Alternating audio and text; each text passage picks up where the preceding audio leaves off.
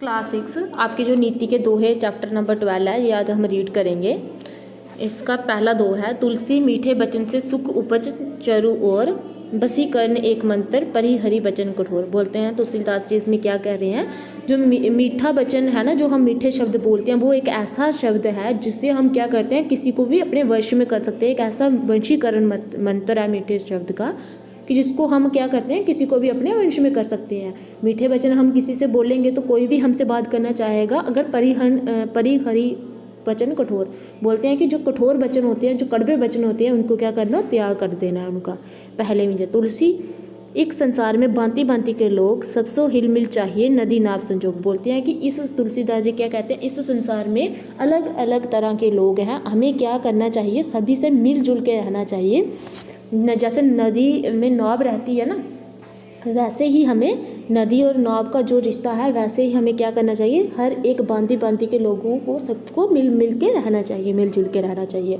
तरु फल नहीं खात है सरवर पियत ना पानी, कहीं रहीम प्रकाश हित संपत्ति संचाही सुजान। अब इसमें क्या कहते हैं, कवि जी कह रहे हैं इसमें कि जो तरु है वो पेड़ है, वो अपने फल खुद नहीं खाता है, जो सरोवर है वो अपना पानी खुद नहीं पी जाता है। उनका जो फल है, तरु के जो फल हैं और जो सरोवर का पानी है वो क्या करते हैं, दूसरों के लिए होता है। जो सरोवर होता है, तालाब होता है, वो अपना पानी दूसरों को देता है पीने के लिए और सदैव दूसरों की प्यास बुझाता है।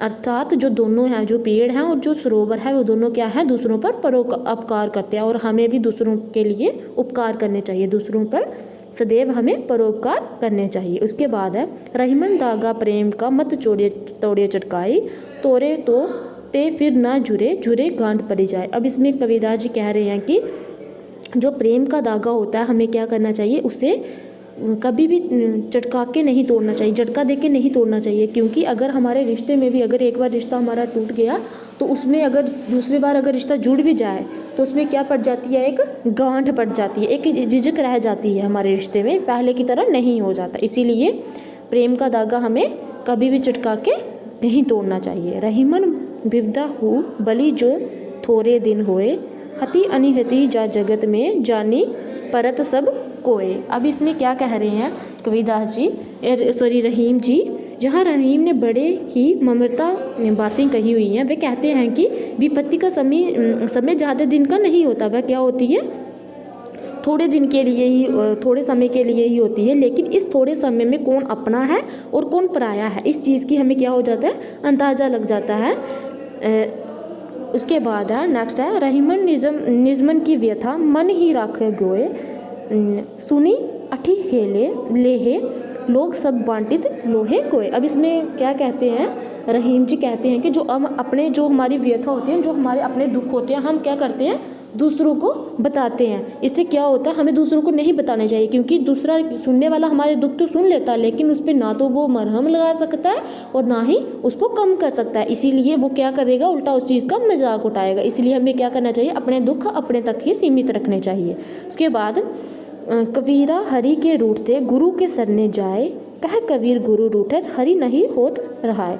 बोलते हैं कि हमें अगर हम कोई भी गलत काम करेंगे तो हमें क्या, हमारे जो प्रभु हैं, जो हमारे हरि हैं, हमसे वो क्या हो जाएंगे, रूठ जाएंगे। हम कोई भी ऐसा काम नहीं करना है जिससे हमारे जो ईश्वर है, हमारे प्रभु है, हमारे जो गुरु है, हमसे रूठें। उसके बाद है, धीरे धीरे रे मना धीरे सब कुछ होए, माली सिंचे सो गड़ा ऋतु आए फल होए। अब बोलते हैं कि इसमें कबीरदास जी कहते हैं कि ईश्वर से इतना, कबीरदास जी कहते हैं कि माली चाहे पौधे में 100 गड़ा पानी क्यों ना डाल दे, पर फल तो समय जैसे ऋतु आने पे ही लगेंगे। अर्थात समय पे ही सब कुछ होता है, अधीर होने से कुछ भी नहीं होता है। उसके बाद है, बड़ा हुआ तो क्या हुआ जैसे पेड़ खजूर, पक्षी को शाया नहीं फल लागे अति दूर। अब इसमें कबीरदास जी कहते हैं कि बड़े होने से कुछ नहीं होता, जैसे पेड़ खजूर का है, पेड़ के खजूर में क्या खजूर के पेड़ में क्या होता है, फल इतनी ऊपर लगते हैं कि उसको कोई भी नहीं खा सकता है। ऐसा बड़े होने से क्या करना है कि जिसमें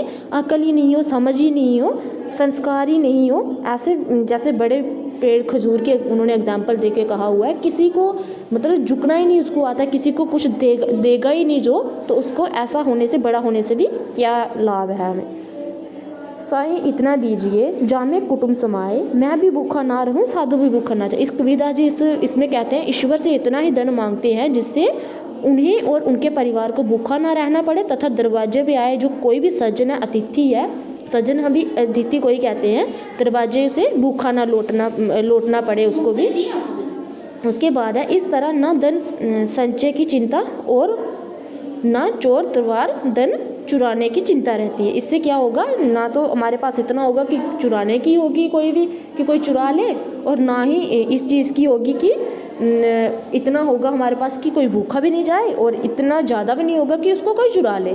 तो नेक्स्ट है इसके शब्द भंडार, आपने प्रश्न उत्तर खुद शब्द भंडार आपने ये खुद करना है, वर्ड मीनिंग। उसके बाद है मौखिक प्रश्न भी आपने खुद करने हैं, मैंने को अच्छी तरह से पोइम पढ़ा दी है, अब आपने मौखिक प्रश्न भी खुद करने हैं। उसके बाद ये सही विकल्प चुनिए। तुलसीदास के अनुसार सुख किससे उत्पन्न होता है, मीठे वचन से। फल कौन नहीं खाता, पेड़। प्रेम रूपी धागा टूटने के बाद उसे पुनः जोड़ने पर क्या हो जाता है, गांठ पड़ जाती है। अति संक्षिप्त उत्तर लिखिए। कौन अपना जल स्वयं नहीं पीता, सरवर। टूटे धागे को पुनः जोड़ने पर उसमें क्या पड़ जाती है, गांठ पड़ जाती है। किसी तरह बड़ा होना व्यर्थ है, खजूर की तरह। किसकी तरह बड़ा होना व्यर्थ है, खजूर की तरह। उसके बाद नेक्स्ट है